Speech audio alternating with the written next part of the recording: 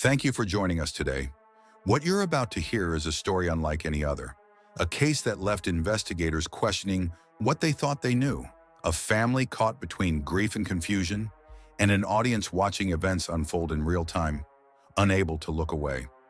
For weeks, the internet mourned the loss of Victoria Knight, a rising star, a social media icon, a woman whose life had played out in front of millions. She had fans, followers, and the success most people only dream of. But none of that mattered the night she disappeared. The call came in at exactly 11:42 p.m. A neighbor panicked, struggling to find the right words. "She's gone, her apartment. It's a mess. The door was open. I think something happened." "No, I know something happened. You need to come now." The dispatcher asked questions, but the answers were scattered. There was no forced entry.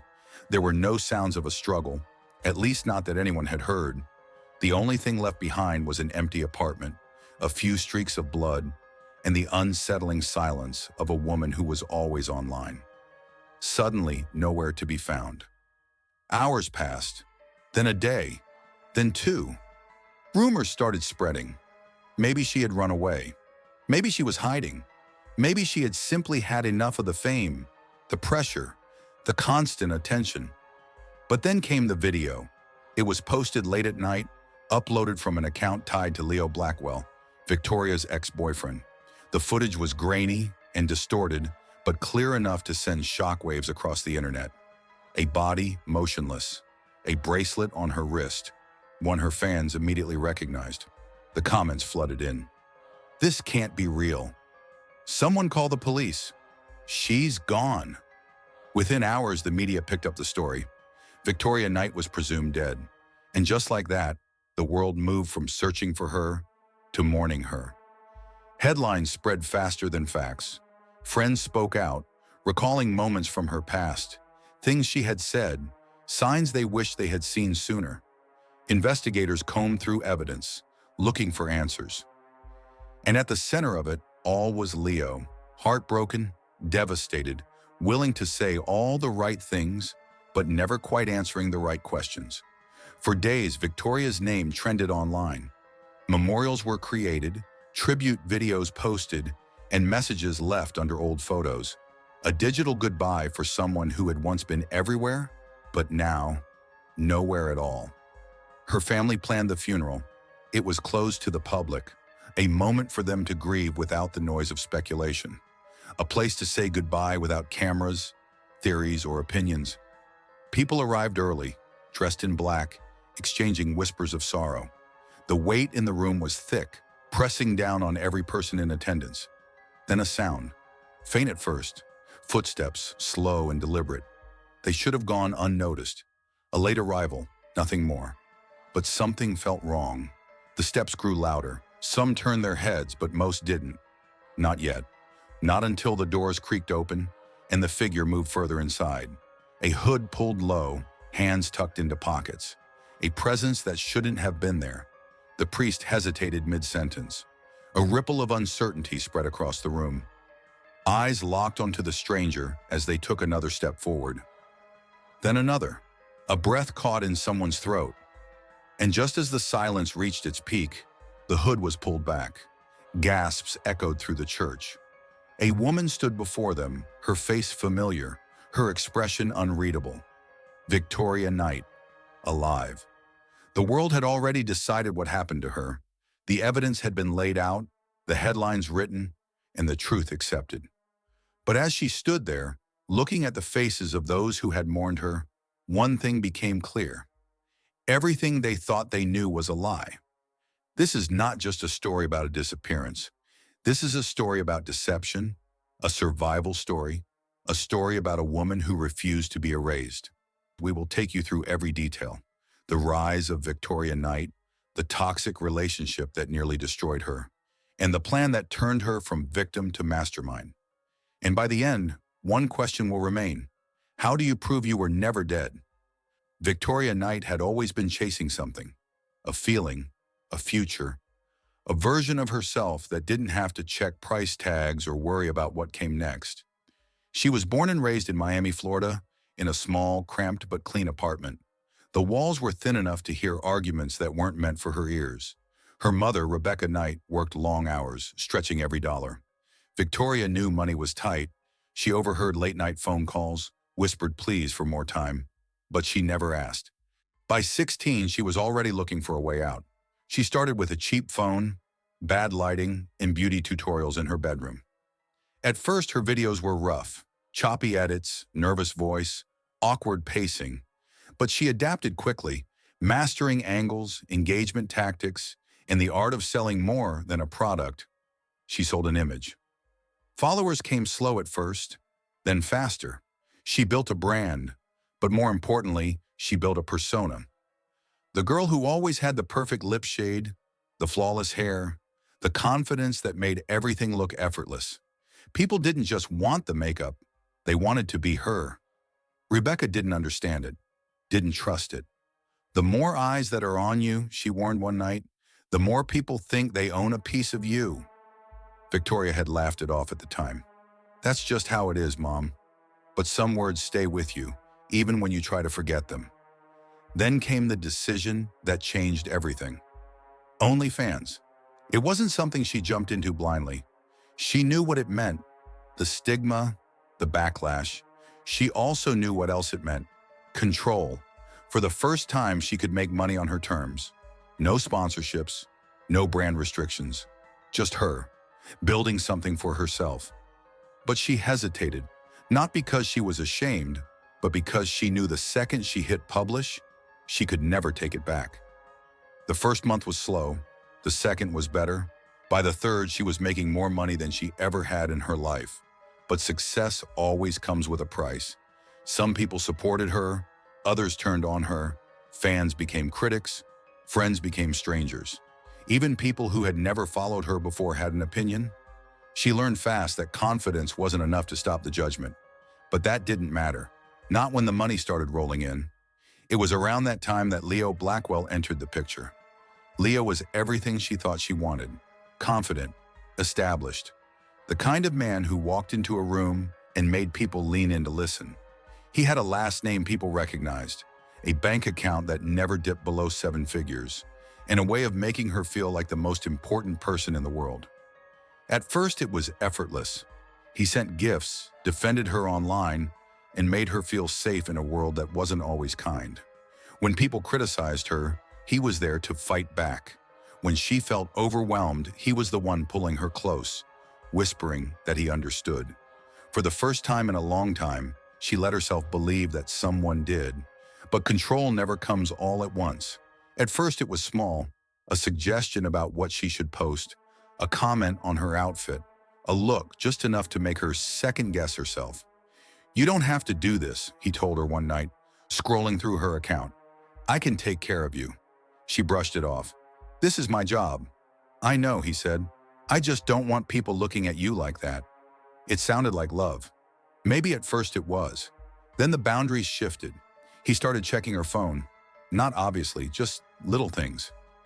Messages disappeared before she saw them. Comments were deleted before she could respond.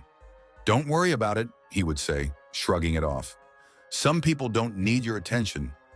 One night she went to send a payment to a friend, and the password had been changed. "Let me handle it," Leo said, taking the phone from her hands. "I'm just keeping things organized." It was easier not to fight, easier to believe that maybe he was right, from protective to possessive, from loving to dangerous. She started noticing how people stopped reaching out. Friends she had known for years suddenly weren't calling. Or maybe they were. Maybe she just wasn't getting the messages. It was little things, always small enough to ignore. Until one night, when she picked up her phone and realized she didn't recognize her accounts anymore. And that's when she knew she wasn't in control anymore. And if she wanted to leave, she would have to be careful, because Leo Blackwell wasn't the kind of man who let go easily. March 14th. At exactly 11:15 p.m., Victoria Knight started her Instagram Live.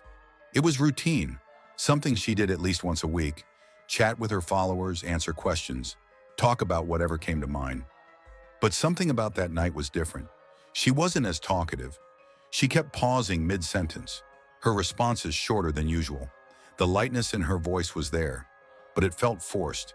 She kept adjusting her hair, tucking it behind her ear, only to let it fall forward again. Her fingers played with the necklace she always wore, twisting it between her fingers. It wasn't something she usually did. Her fans noticed almost immediately. "Are you okay? You seem off tonight. Why do you keep looking away?" She ignored the comments, smiling in the effortless way she always did. But every so often, her eyes flicked off screen, towards something or someone just out of frame. The chat kept filling with questions, speculation growing with every passing minute. But she didn't acknowledge any of them. Then out of nowhere, she stopped talking. She stared at something for a fraction of a second, barely noticeable. And then, just like that, the stream cut off. No goodbye, no sign-off. Just gone. At 11:42 p.m., a call came to 911. A neighbor, voice uncertain, hesitant. "I heard something, yelling maybe, like a fight. Then nothing, just silence." The dispatcher asked if they had seen anything. The neighbor hesitated. "No, but her door was open earlier when I walked by. It's never open this late, and now the lights are off." Officers arrived at Victoria's apartment within the hour. They knocked. No answer. They called out her name. Nothing. The door was unlocked. Inside, everything looked normal. At first, the furniture was in place. The walls were unmarked. But then, the details started standing out. A broken wine glass on the floor, a kitchen chair slightly out of place, a small streak of blood near the sink, faint but there. Her phone was gone. Her purse was still there, untouched. Her car keys sat on the counter. Nothing was taken. No signs of forced entry. No messages were left behind. Victoria Knight had vanished. The moment the news broke, all eyes turned to Leo Blackwell. He looked the part, grief-stricken, exhausted, a man struggling to comprehend what had happened. He told reporters they had broken up 2 weeks ago, that she had been dealing with a lot, that maybe she just needed space, maybe she had run away. The words were careful, measured, not defensive, not emotional. Just enough concern, just enough confusion. Detectives asked him when they had last spoken. "Not since the breakup," he said. "We were done." But that wasn't true. Victoria had messaged him 2 nights before she disappeared. "We need to talk. It can't wait." Leo never responded. When questioned, he said he had deleted their last conversation. When asked why, he shrugged. "I didn't think it mattered." Then came the footage from a traffic camera near her apartment, his car, hours after the live stream ended. "Okay," he admitted. "I drove past her place, but I never went inside. I just wanted to check if she was home." The more he talked, the more questions emerged. Why did he delete her messages? Why was he near her apartment? Why was his story shifting? Leo answered every question. He never lost his temper. He never hesitated. But something didn't feel right. And then came the video. At 2:37 a.m., a new upload appeared on Leo's account. No caption, no explanation, just a play button. The screen was dark at first, blurry. Static crackled for a second before the image came into focus. A woman, long brown hair, a bracelet on her wrist, the one Victoria never took off. She was lying on the floor, motionless. The footage cut out before anything more could be seen. It was just enough. The internet exploded. "Is this real? Someone call the police. She's gone." People picked apart every second of the video, searching for details, trying to make sense of what they were seeing. But there was no location, no timestamp, just that image. By morning, the police released a statement. Victoria Knight was presumed dead. And Leo Blackwell? He had an answer for everything. At least he thought he did. Leo Blackwell sat across from the detectives, his expression unreadable, his breathing slow and steady. He wasn't defensive. He wasn't nervous. He was controlled, answering every question without hesitation, his voice even, his gaze unwavering. They had broken up 2 weeks ago. He hadn't seen her since. She had been overwhelmed. Maybe she needed space. Maybe she ran away. The words were calculated, just enough concern, just enough detachment. But there were gaps. Detectives laid out the timeline. Victoria's last live stream at 11:15 p.m. Her abrupt silence at 11:24. A neighbor hearing shouting at 11:42. And Leo's car, caught on traffic cameras after midnight. "Why were you there, Leo?" "I told you," he said. "I drove by. I wanted to check if she was home." "Did you go inside?" His jaw tightened. "No." But the evidence was piling up. The phone records. His location services had been turned off, something he had never done before. The deleted texts. His messages to Victoria erased, his call logs wiped. And then, the search history. How to make a body untraceable. How long does it take to delete GPS data? Does bleach remove all traces of DNA? What's the best way to dissolve bone? The detective slid the printed record across the table, watching for the reaction. Leo leaned back, barely glancing at it. "Come on," he scoffed. "Everyone watches crime shows. That doesn't mean anything." "Maybe not. But what about the forensic evidence?" Leo's car had been scrubbed clean. Too clean. No fingerprints on the dashboard. No stray hairs. No dust in the air vents. It was the kind of clean that wasn't natural. An investigator ran a gloved hand over the back seat. "This car's been detailed," he muttered. Then, under the UV light, a streak, barely visible. Wiped, but not completely gone. Blood. Leo kept his expression neutral, as if none of this concerned him. "Leo," the detective said, voice quiet but firm, "what happened to Victoria?" He didn't blink. "I don't know." For every question, he had an answer, but none of them felt right. They couldn't hold him. Not yet. There was no body, no definitive proof of what had happened. Then came the funeral. March 21st. The church was filled with mourners.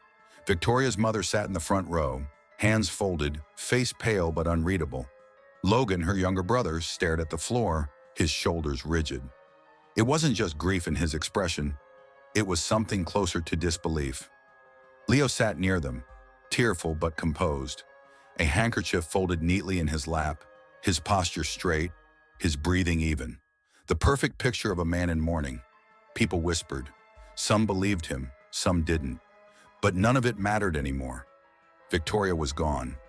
Then, the doors creaked open. At first, no one reacted. A late arrival, nothing more. Then footsteps, slow, deliberate, a presence moving down the aisle. The whispers stopped. A figure in a hooded coat, face shadowed, moving forward with steady, measured steps. Leo didn't turn, not right away. Then, he stilled. A pause, a flicker of something in his expression, recognition, but also something else. The figure stopped. The air in the room felt different, thick with something unspoken. The hood was pulled back. Gasps, a hand over a mouth, a choke sound from somewhere in the crowd. Standing there in front of them all was Victoria Knight. Leo Blackwell had always been in control. Every move calculated, every word measured, every outcome predicted. But this wasn't possible. His fingers twitched, barely noticeable to anyone else in the room.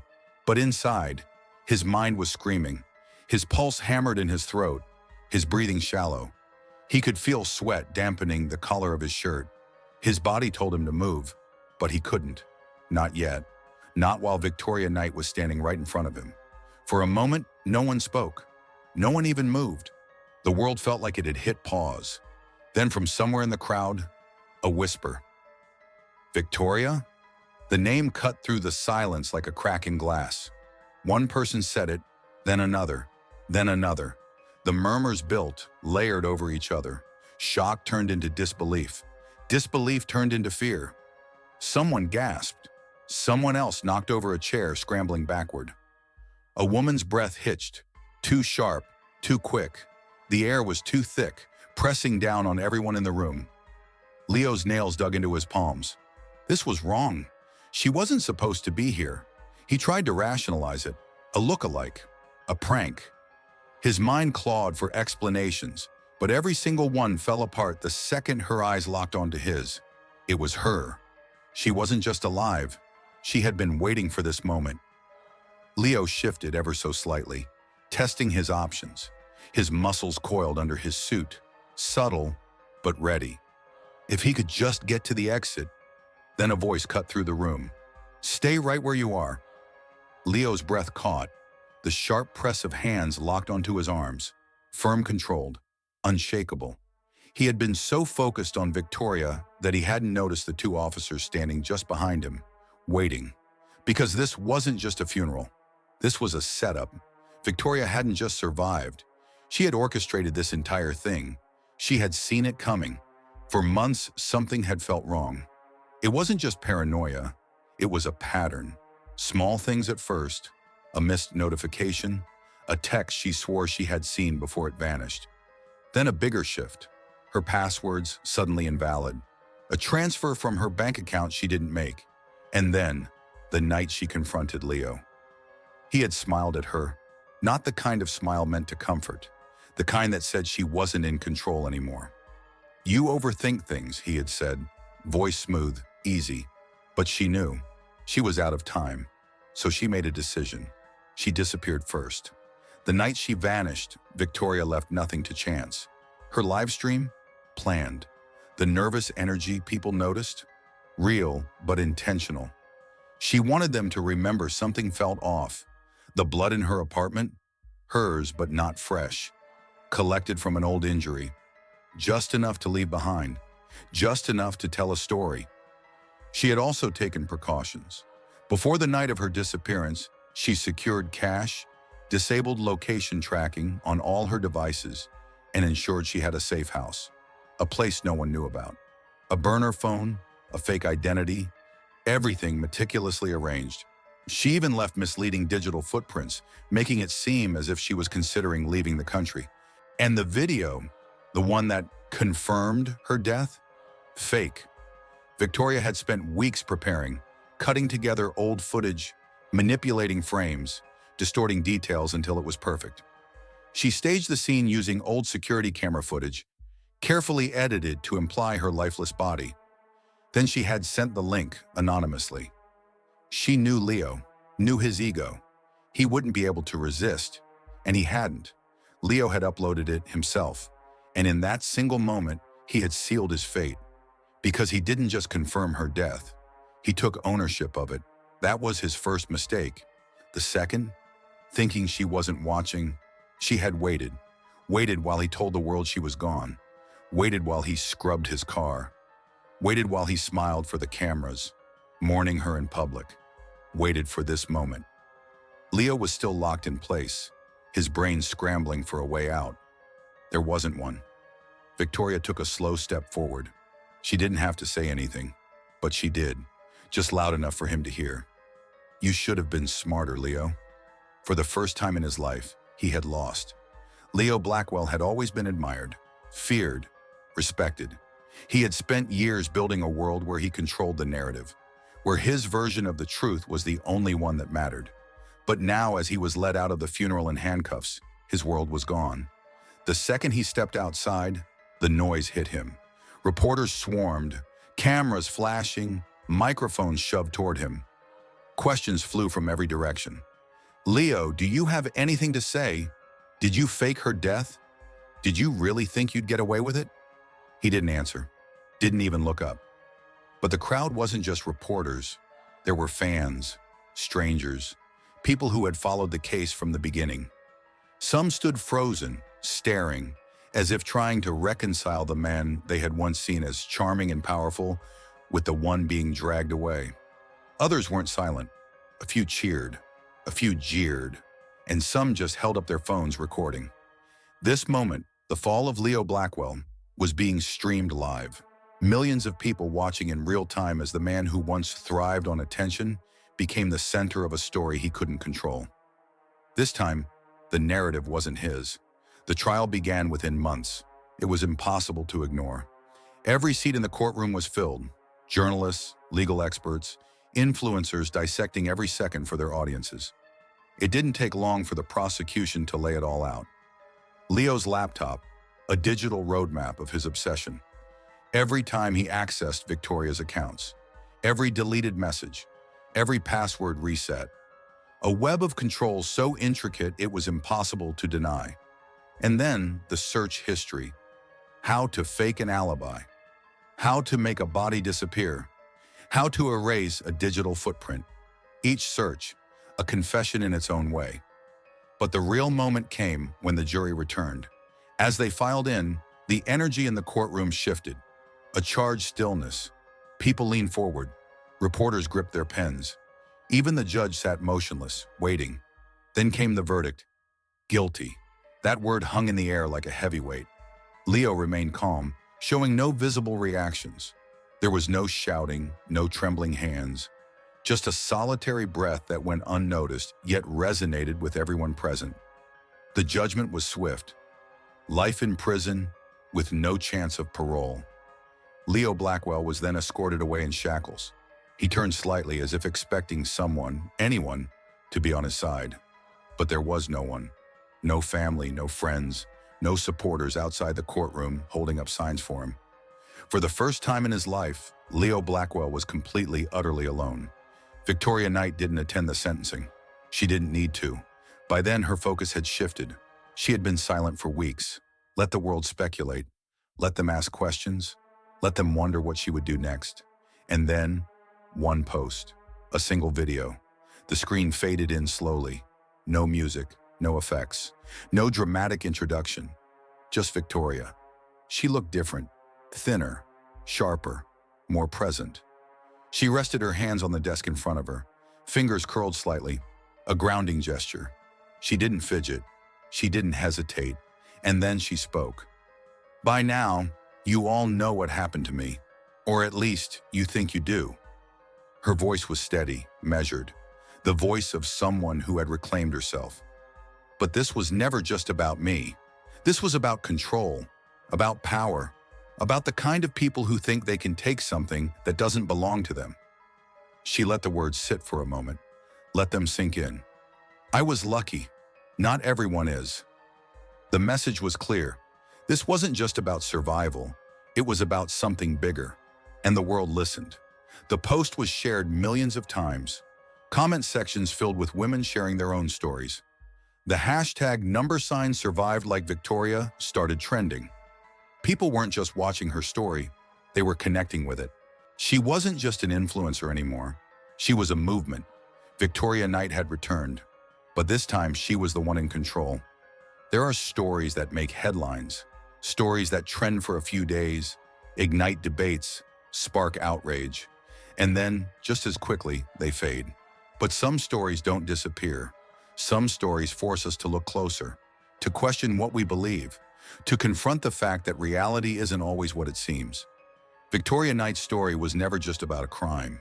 It was about control, about the power of perception, about how easily the truth can be manipulated, not just by those who wish to rewrite it, but by those willing to believe the first version they hear.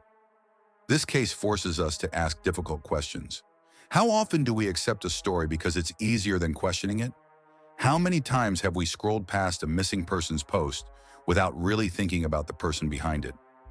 How many times has someone vanished not because they were truly gone, but because someone else made us believe they were? Victoria was lucky. She saw the danger before it consumed her. She had the resources, the foresight, the ability to fight back. But not everyone does. The video that convinced the world she was dead was nothing more than pixels rearranged, shadows manipulated, a lie dressed as evidence. If no one had questioned it, if she hadn't planned ahead, what would have happened? Would Leo Blackwell have walked free? Would the world have moved on, convinced she was another tragic headline? Victoria's story had an ending, but not all stories do. Some remain lost, buried under the weight of misinformation, disguised as something else, erased before they are even told. Because the truth isn't just about what's seen, it's about what's hidden. And the real question is, how many more stories are unfinished? How many voices are still waiting to be heard? Thank you for watching today's episode. Stories like this raise more questions than answers, and we want to hear your thoughts. How do we stop cases like Victoria's from happening again? What do you think about the power of digital deception? Drop your thoughts, theories, and experiences in the comments below. The more we talk about cases like this, the harder it is for the truth to be rewritten. If you haven't already, make sure to subscribe and turn on notifications so you never miss a new case. And remember, sometimes the truth isn't about what we see, it's about what we question. Until next time, stay safe.